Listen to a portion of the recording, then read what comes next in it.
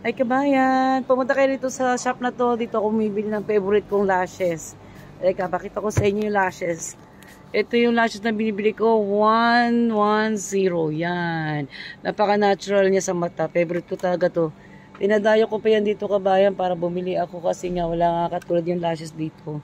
Ngayon, kung gusto niyo bumili ng lashes kabayan, ito yung kanyang contact number kay Mujib Hussein. Yan. Tapos pag bumisita kayo dito, ang daming mura kabayan, oh.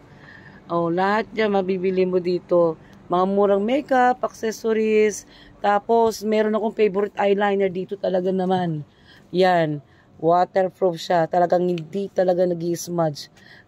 Matang-mata pa lang. Perfect na. Black color and Yan, this brown one. yan, may dalawang kulay sila rito yan, oh, brown.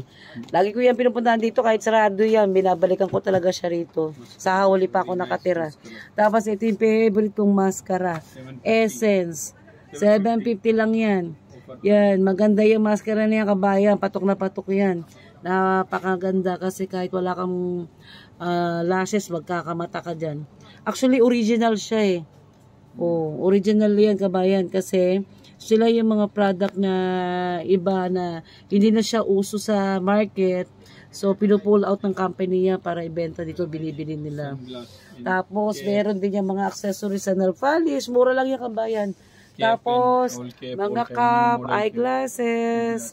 Ayan. Madaldal kasi ito si kuya, kaya nakikisabay siya sa akin.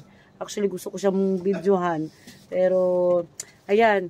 Mga lip liner na gusto nyo makamura ng makeup, dito na kayo bumili, napakamura dito. Ayan o, kompleto naman siya. Kung Muslim ka naman, ayun, pwede kang bumili dito ng mga pang-cover. May mga pang-cover dito kabayan, mura lang din. Nagbibigay siya ng discount actually, kaya lagi ako bumabalik dito. May discount siya palagi. Ayan o. Yan. Ito lang sa mga favorite ko yung pinupunta ko dito, yung mga mascara niya. Saka eyeliner. Tapos yung lashes. Yun lang kabayan.